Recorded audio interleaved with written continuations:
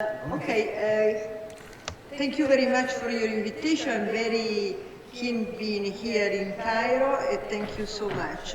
We will discuss a case of a patient with myocardial infarction who arrived in the casualty department in almost a shock status. And I said so because the patient had a 69-year-old male with no cardiovascular risk factor, with a history of no previous disease, mild renal impairment, who presented 2 weeks before with dyspnea. And then to emergency room in pulmonary edema, cold limbs, blood pressure 90/60, and an atrial flutter of 130 beats per minute, with ST depression in V3, V6. I have to say also in the other leads there was some sort of ST depression. Now he was immediately cardioverted to silent tachycardia, but the clinical situation didn't improve. In any case, being a non-ST myocardial infarction, it needed an urgent coronary angiography. It did have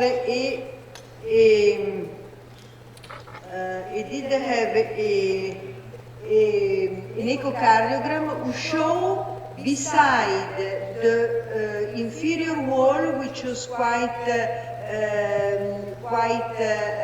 hypokinetic, also the apical and anterior part of the ventricle, having an ejection fraction of 28% and a volume of 330 mils. But you can see that there was a very important severe aortic regurgitation and also a moderate mitral regurgitation, with the mitral leaflet, I have to say, quite all right. So probably the mitral regurgitation was secondary to the dilatation of the left ventricle. So we are here with a myocardial infarction in a patient with important aortic regurgitation. So we went to do the angiogram, and as you can see, we found the right coronary artery completely closed. I have to say that in the ECG there was a small wave in inferior leads. And then there was a very tight stenosis in the left obtuse marginal, and you can see here, you can see some thrombus inside, and another lesion on the LAD, proximal and middle LAD, and another lesion on the left main. You can see here in the left main that look almost 30%, 50% stenosis, but there is an ulcerated plaque in the LAD at the bifurcation of the circumflex and LAD. So what to do about this patient? Surgical treatment, doing CABG with aortic valve replacement, or maybe mitral repair, or percutaneous treatment, knowing that is a very high risk unprotected left main and multivessel PCI with a staged aortic valve replacement. Now, we did an urgent heart team, and as you can see, the syntax score in this patient is 46, so versus CABG 37. So probably the weight is for surgery, because Euroscore is 14, logistic Euroscore 39, STS score 5.5. However, you have to take, beside the score, you have to take also, beside the anatomical factor, you have to take in account also some clinical factor. This is an STEMI, ongoing ischemia, left ventricular dilatation, very low blood pressure, Killicat class 3, moderate severe mitral regurgitation beside the valve problem.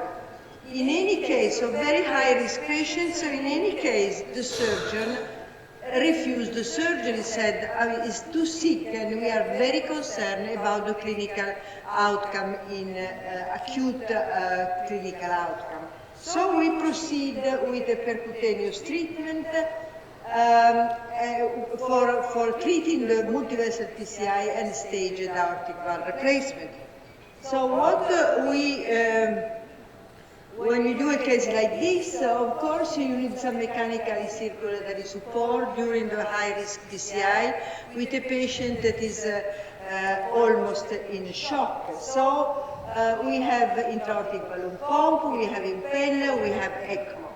Now, how you choose this, if it's available in your institute, of course, we know that in the case either of impeller or intra-aortic balloon case, ECMO is not a problem because the patient was not resuscitated, was breathing his own.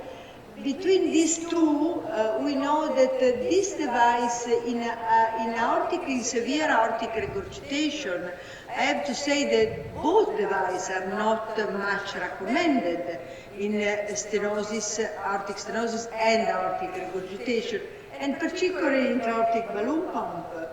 So if you see the comparison of the mechanical assistant device, you can see that the intra-aortic balloon pump can give you a flow which is 0.305. Impeller CP can arrive to give you 4.5 liter a minute, and this percutaneous approach.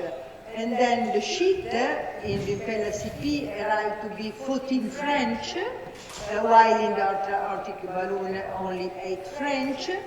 Femoral size for impeller have to be at least 5 millimeter. But what they give you, they decrease your afterload, while you know that ECMO increase a lot of the afterload, decrease the afterload both, but the cardiac flow is much more increased with impeller. And so if you have an aortic regurgitation, I think if you have to go for a device, you have to go for impeller, because I don't think that the aortic balloon pump can help in this situation. And furthermore, impeller can decrease the left ventricular and diastolic pressure and, of course, the wedge pressure. Now, Patrizia, excuse me, I'm here. Can we stop just a few minutes, because this is very high-risk patients, multiple comorbidities, valvular lesions, and I need to discuss with our Egyptian cardiologist, because if this case in our country, what we will do? You have Imbella, you have the very resuscitation team, but in our country we have no Imbella at all in any center. So if this case will be in our country, Dr. Mohi, what will you do? I don't know if this echo is done before coronary angiogram or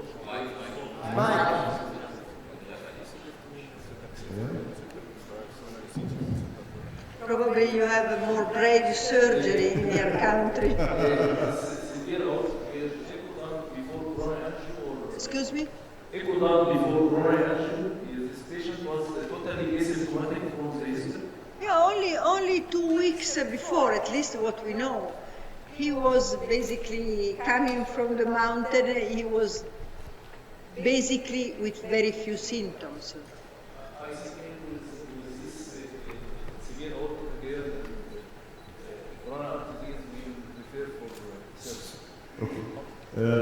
Can I ask the floor, in our country, who will do for this patient percutaneous intervention? Can we vote?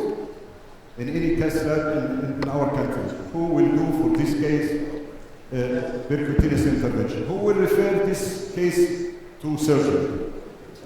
As you see, because we have a very good surgeon in Egypt. Maybe you can send some. Maybe you add a third option for such patient. So most of us, of course, we refer this Egyptian cardiologist, and I know all how we are thinking. This is a very high expectation for us. We take the patient out to the CCU and we put all the data in front of the surgeon and go sleep well over the night. There is any room here for but you know, the surgery in a patient with low ejection fraction, 28, and with an acute myocardial infarction ongoing, it's got a very high mortality rate, So this is up to 8-10%. So mortality is something. Yes. So That's why I'm raising the third option here in such patients.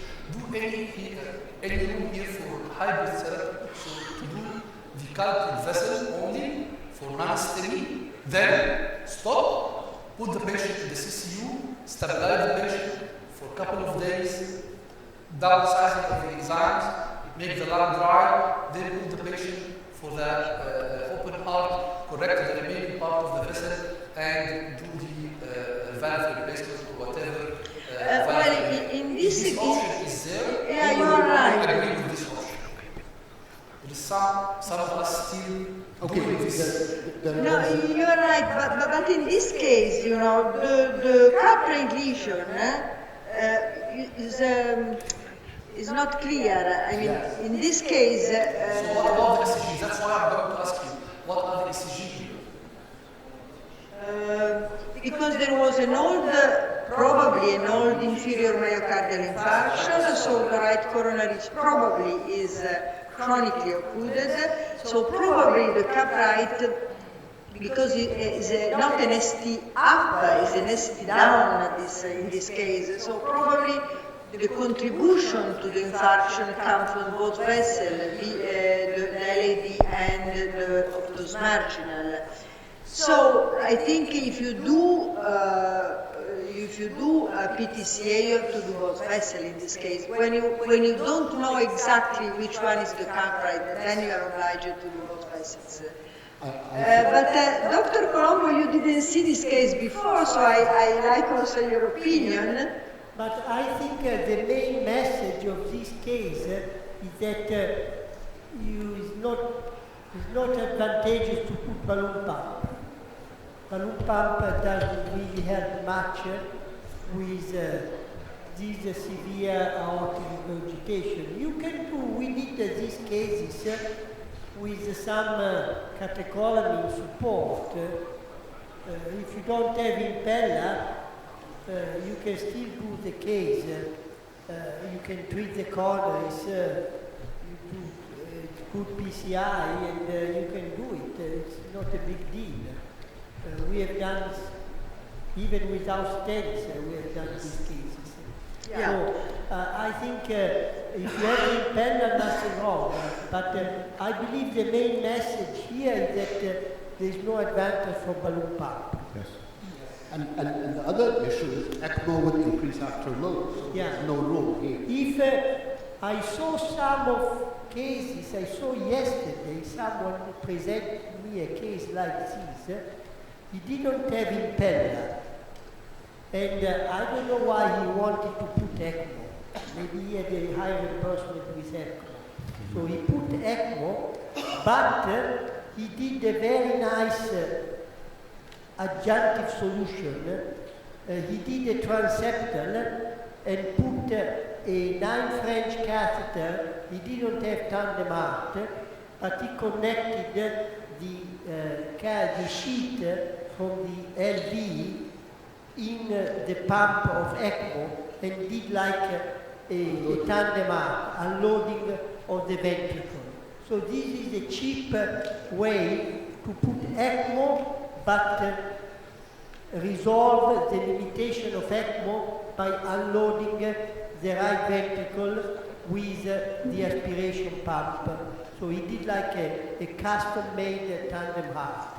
I never thought about that, but I saw it yesterday. But Antonio, I would also to point out one thing, that in a case like this, you can do PTCR very quickly and go. But if you want to do a good job on the left main, then you need a support, I think, because you can work very nicely. Because when you work with the impeller, you work. But if you don't have it. No, if you don't have it, then if you don't have it, you do your PTCR very quickly and put a stent and go and finish. I think there's multiple issues in this case. I think from the EKG scenes that you mentioned, that the patient probably had an old inferior infarction. It seems that the EKG does not help in determining the culprit vessel. We have an ejection fraction of 28, which, from what we see in the angiogram, the culprit would not lead to an ejection fraction of 28, which means that it is secondary on top of probably a hibernation from the left main, which would affect the global left ventricular function, because the walls are not thin. In the echocardiogram, the ventricle is contracting, it's not thinning. So this is a line, and it's probably, that's why the left main must be done. Probably, from what you mentioned, I would guess, that the right coronary is probably CTO. The culprit now that brought the patient is the circumflex for the acute event, and the left main is responsible for the global totality of decrease in ventricular function, and therefore it must be done on the spot. If I was doing this case, I would go for the proximal third first. Hopefully we improve the symptoms, and we have the wires across, and you need left knee. I don't want to take too much. Okay, so we'll not interrupt. You can continue and see for us what you did. Okay, then this is the impella in place. You know that you have to put I did my slide for the CTO. and then we plan to do left obtusi marginal and circumflex and proximal LAD stenting with a second generation DES, and then the DK mini crash on the left main stenting with the second generation DS. Now you know why we decided to do the left stenting, the double kissing crash, because you know, since we are doing that for basically for two reasons. After the work done by Chen that demonstrated the double kissing crash is superior to the provisional, we use this technique just in this case, because of course it's much longer than the normal technique. So we use it when you can do it because the patient is stable, or because in this case you have the impella inside, or when there is a significant risk of acute closure of the side branch in a large circumflex artery. We want to be absolutely sure that the circumflex is all right. And then when there is an acute angle, so you are not sure to recross it.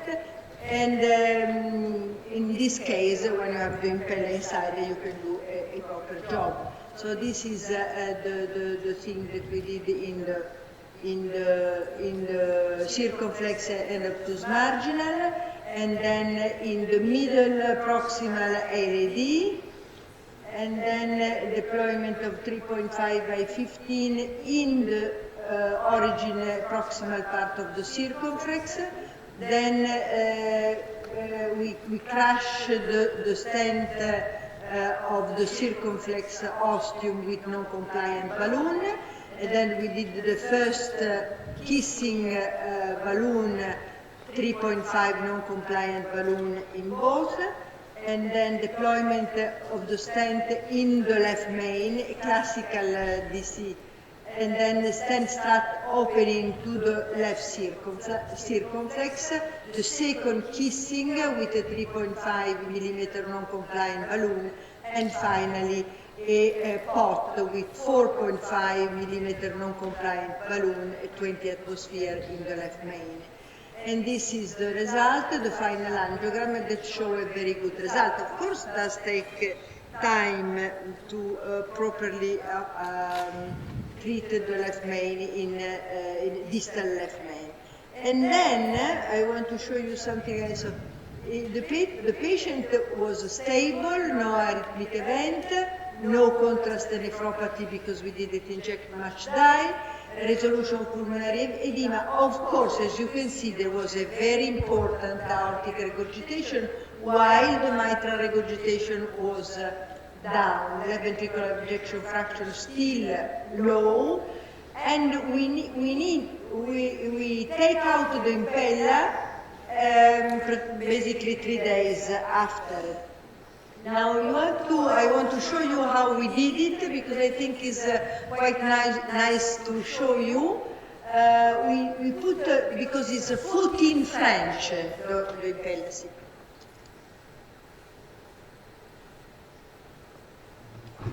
What?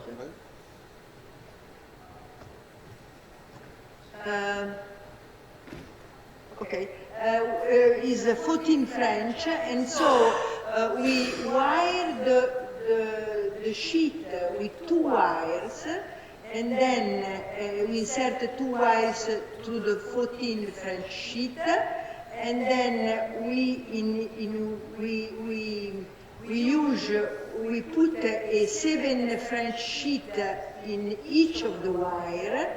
And then in this, because it's 14, so 7 French each, and then in the first wire we put the first proglide, and then the second proglide in the other wire.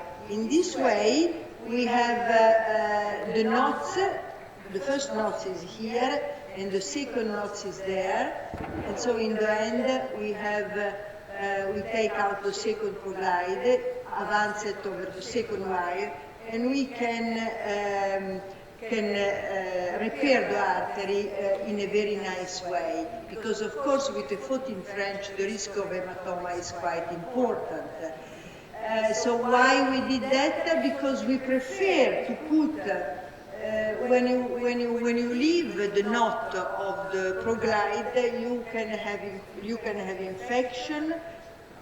You can have infection and you can have thrombosis, leaving the pre-tight suture. So it's better to leave it without the suture and to post-close with a proglide, even if you have a big